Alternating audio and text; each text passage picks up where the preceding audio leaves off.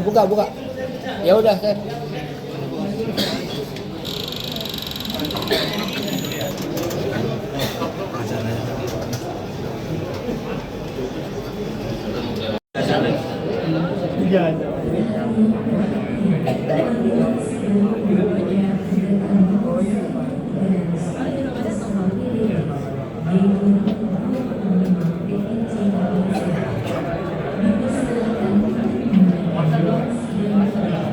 Tadi panggilan aman yang kedua, tadi panggilannya masih dianggap belum sah.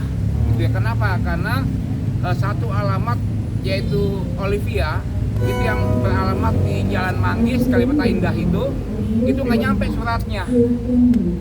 Sehingga tadi Pak Ketua minta maaf gitu ya, minta maaf sama kami dan akan menugaskan langsung oleh pengadilan yang nanti membawa surat itu ke rumahnya Ibu Nia Deniati yang beralamat di Kalibata Indah itu. Nah, sehingga akan diulang lagi panggilannya 1 minggu depan. Jadi kalau biasa 2 minggu, oleh Pak Ketua saya nggak mau lagi tunda 2 minggu. Saya maunya cukup 1 minggu. Karena ini panggilannya udah yang ketiga. Yang kedua juga bahwa ini perkara yang kami nilai ini sangat rame ya, sangat rame dan Pak Ketua tahu ya bahwa jumlah korbannya itu banyak sekali. Jadi nggak pernah ada namanya pelakunya adalah pesohor atau artis, jumlah korbannya sebanyak itu. Berapa jumlah dari 12? Nah, begitu makanya Pak Ketua bilang kami atensi terhadap eksekusi ini dan kami pastikan setelah Rabu depan tanggal 11 mereka nggak datang, langsung ya surat yang kami tadi serahkan pada Ketua Pengadilan untuk disita itu akan kami jalankan. Begitu. Suratnya tidak sampai karena alamatnya tidak ditemukan atau tidak ada yang bersangkutan di alamat itu, Pak? Kemarin panggilannya lewat pos, ya. Begitu sampai dikirim ke orang pos kemana ke Kalibata Indah, itu disebutkan bahwa Olivia tidak tinggal di sini, gitu kan? Beda nanti kok yang manggil itu adalah Jurusita. Jurusita pasti akan kalau dia nggak datang ke situ, nggak ngaku nggak tinggal di situ, maka dia akan temui Pak RT untuk tanyakan itu betul nggak rumahnya udah pindah tangan atau masih di situ rumahnya. Berarti ada dugaan lari nggak sih, Pak, kalau kayak gitu? Ya emang dari awal begitu ya Bu ya. Waktu dia sidang pertama itu selalu menghindar, nggak mengaku bahwa itu rumahnya Nia ataupun rumahnya Olivia, gitu. Sehingga setelah 3 kali panggilan dan tugaskan Jurusita pengganti dari pengadilan baru ditemukan emang itu rumahnya dia, gitu. Memang ya kami anggap itu nakal, memang nakal dan gak ada yang baik gitu loh. Berarti memang sudah tidak terlihat itikat baiknya. Betul, ya, Pak? betul dari 4,5 tahun lalu. Bang, ini kan hari ini tidak datang, mungkin ada apa yang pengen abang lakukan untuk minggu depannya agar mereka bisa menjawab. Tadi kami bilang sama Pak Ketua bahwa Pak, kami udah surat Pak, surat permohonan sita atau blokir. Nah kami juga udah sampaikan di data itu aset-aset yang akan kita sita, harta bergerak, tidak bergerak, termasuk nomor rekening ya.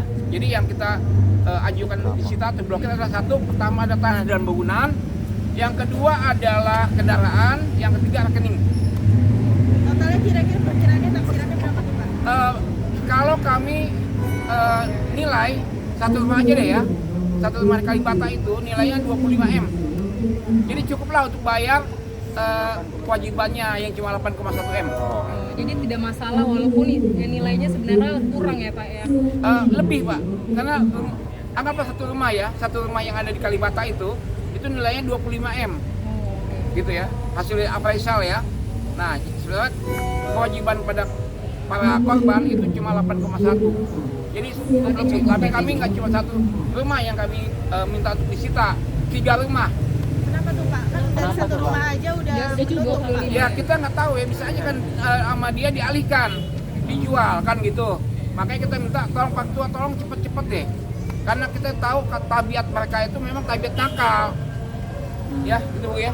Berarti dalam artian seandainya Olivia tidak juga kunjung datang, tapi akan ada penyitaan ya Pak ya? Ya betul.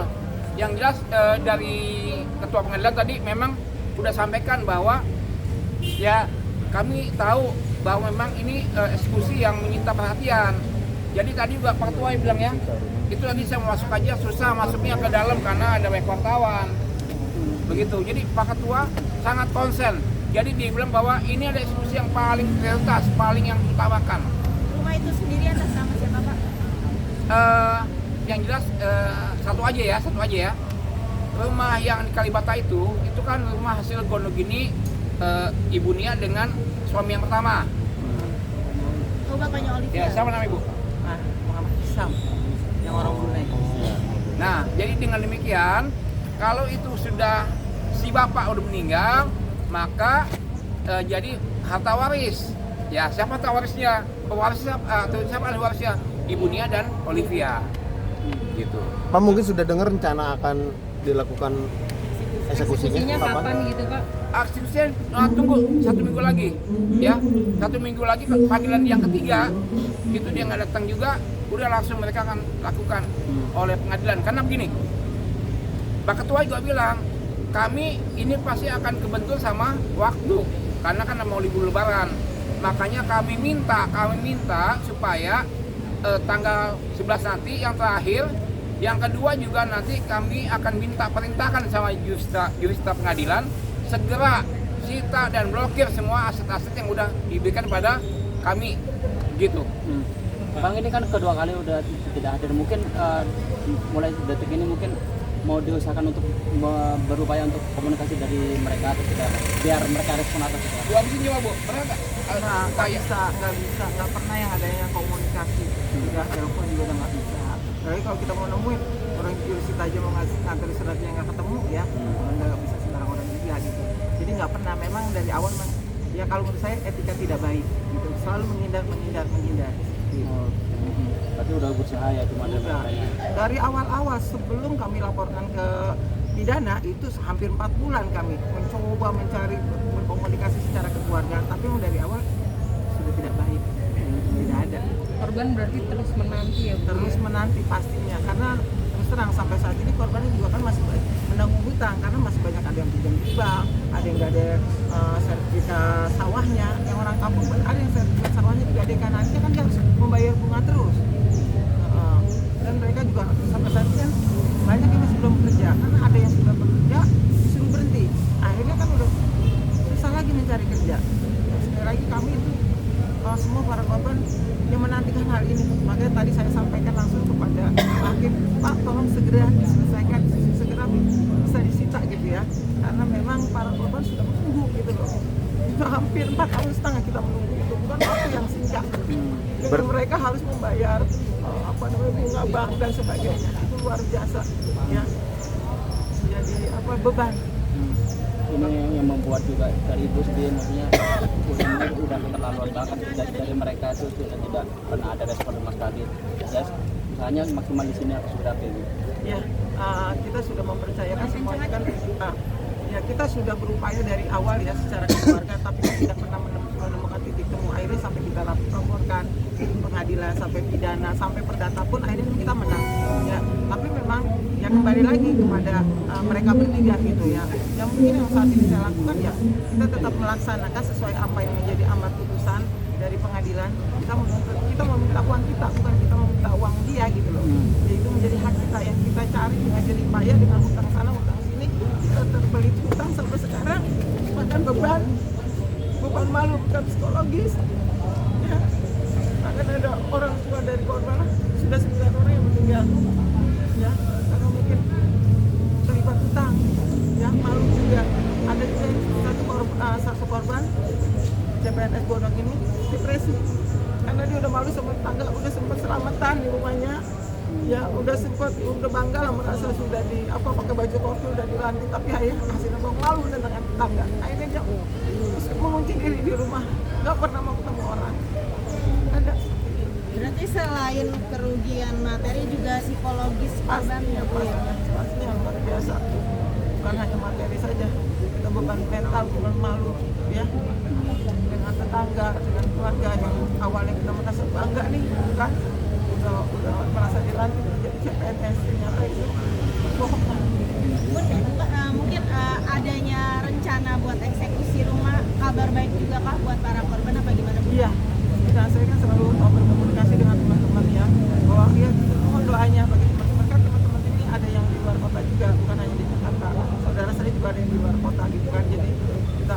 doanya dari jauh supaya cepat-cepat ini proses eksekusi ini berjalan supaya uang kita bisa kembali. Teman-teman udah selalu menanti dan setiap saat menantikan atau menanyakan juga.